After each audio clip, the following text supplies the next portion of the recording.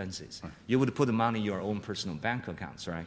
So that kind of a trust is missing in many cases in China. And of course, that undermines the whole thing. If you offer somebody $1 million a day, but they can only spend it on cheese, then obviously people aren't going to be very excited by it. Second problem, I think, with the Chinese efforts to attract foreigners or Chinese nationals is that there are these issues of what I would call soft issues. For example, food safety problem, environmental pollution, public health problem, and so all these things can discourage people from coming back and stay, either foreigners or Chinese nationals, to stay permanently in China. And my final point about the Chinese efforts, or for other countries too, is that I think both Joe and Carolyn mentioned this.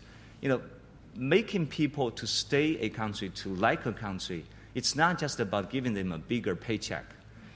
You have to have that sense of belonging. Now, belonging means identity. Now, when it comes to identity, it's very complicated.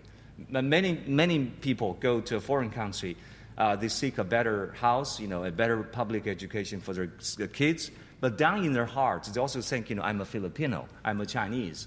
So when you live in the U.S. or in the U.K., and materially you are much better off than your home country. But sometime in the middle of the night, you would ask this soul-searching question, who am I? So maybe that's why, when the 1,000 talent program was launched, when people now look back, this is in the 6th year of the 1,000 talent program, the results are not very encouraging because many people who do return China only temporarily. And they still keep their tenure position in MIT or at Cambridge. And so their hearts are still out somewhere. They do not really have that kind of strong sense of identification with that kind of Chinese culture of doing research, Chinese culture of talking to people, and to make things even more harder. Like China have this, like Joe mentioned, household registration problem, and social mobility. You have to have guanxi in order to get a grant. So all these, you add up all these problems. So I think the Chinese government is doing a lot, but I think that we still have a long way to go to get people, either foreigners or Chinese nationals, to come to China and to serve the country. And my final point is that our whole discussion about brain drain or brain gain is still premised on this notion of sovereignty, nationality.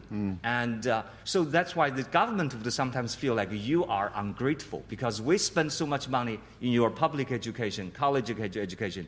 Now you go get a doctorate degree and then you don't come back and serve your country.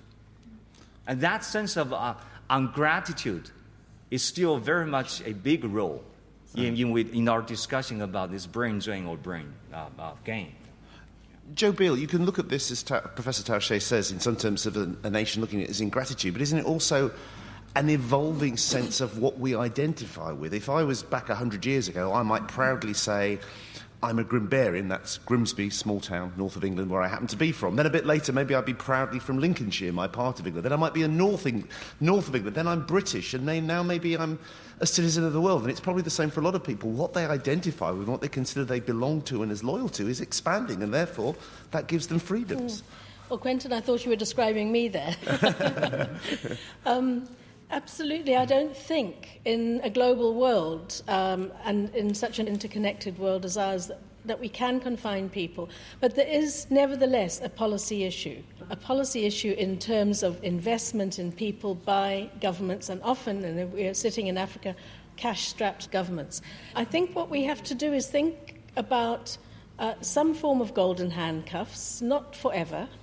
I think we have to recognize when people go to Germany from Africa or UK or the States that they are taxpayers in those countries. I think Germany has a very interesting attitude that people who stay after doing a degree there as people with paid jobs actually pay for their degree within a few years by the tax they pay.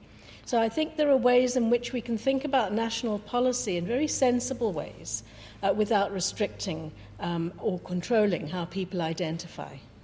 Professor Oyewole, what's happening in Nigeria? We've identified the scale of the problem. What's happening to change it?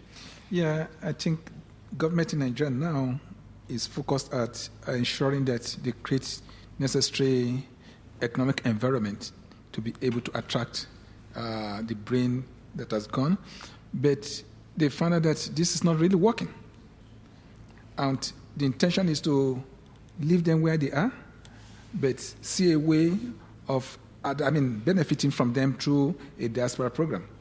The brains that have gone out are not being asked to come back, but where they are encouraged, they are made free to come back home for about a month or two in a year and interact with the professionals that are at home. I think that this is because it's been realized that you cannot really force somebody to stay when the person does not want to remain. The necessary political and social environment, professional environment, needs to be created for the professionals to want to remain in a place. And this also ties in with what you were saying about not throwing brains down the drain. There's a realization that in their global experiences, they may have learned things that can feed back to help Nigeria. Yes. And really, I think that those of them that have not gone out are benefiting from this interaction with those that have gone out. And through this, you cannot really say that the brain drain phenomenon has brought negative impact upon the country entirely. There's still some benefits. Joe, we've talked a lot about what can be done by the countries that are being principally affected by being drained. What about those doing most of the draining? Do they have any responsibilities in this? I think they do. It's a difficult question in policy terms, but I think British Council is very much about working in partnership, promoting relations between countries and constructive relationships based on a friendly knowledge and understanding. And I think if we can work in our education policies, our exchange programs, many of the things we do that are not simply about trade and aid, but are about cultural relations between countries, and education and higher education in particular are at the heart of that, then we can think about taking shared stewardship of countries. We very much think about how the UK is going to engage with trade with other countries.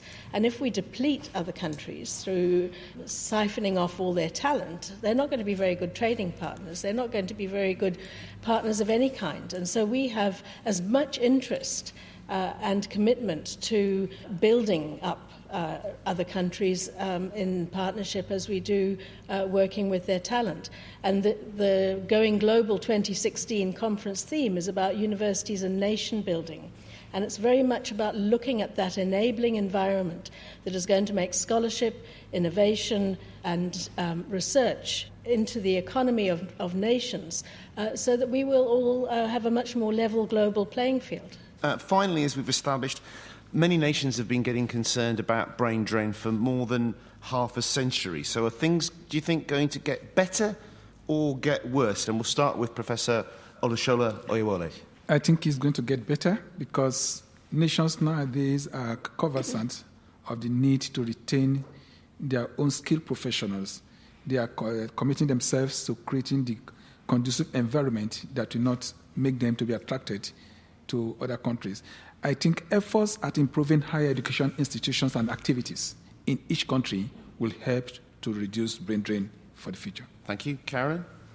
I'm sorry, I'm more pessimistic because if I see the case of the Philippines, it's like there are new occupations and new skills that need migrants from third world countries. And so I think there will be more brain drain. And that's going to be, I think, the trend for the next years, unless we really have sustainable policies in countries like the Philippines and in Zimbabwe. Okay, Tarshay? I tend to go along with Carolyn. I think, in the future, we're going to see more of this brain divide, if I can use that word. More two hemispheres, yes. Talented people will be attracted to countries like the US and the UK, and fewer and fewer people will, do this reverse flow, going back to their home country. Joe Beale, we've had two pessimists and one optimist. I'm going to balance the panel and be an optimist, but with a caveat. And I think a lot depends. A lot depends on whether we have the instruments and institutions of global governance that can solve the problems that are leading to the scale of migration globally. If we can solve problems of access to water, desertification, sea level rises, and all of these problems that are leading people to move, if we can solve some of the human conflicts that are causing people to move, then I'm optimistic. Oh, well, it's only to be expected that something globally divisive ends up with our panel divided as well. We have to wind things up there. Thank you again to our Brains Trust of Professor Olusola Oyewole, Dr. Joe Beale, Carolyn Medel-Ananuevo and Professor Tao Hsieh. Thanks also to the British Council for having us here in Cape Town, to our audience here at the Going Global Conference. As Guildenstern says in Hamlet, there has been much throwing about of brains. But I hope as a result we're all feeling more stimulated rather than strained. Thank you very much indeed. Perhaps applause for our panel.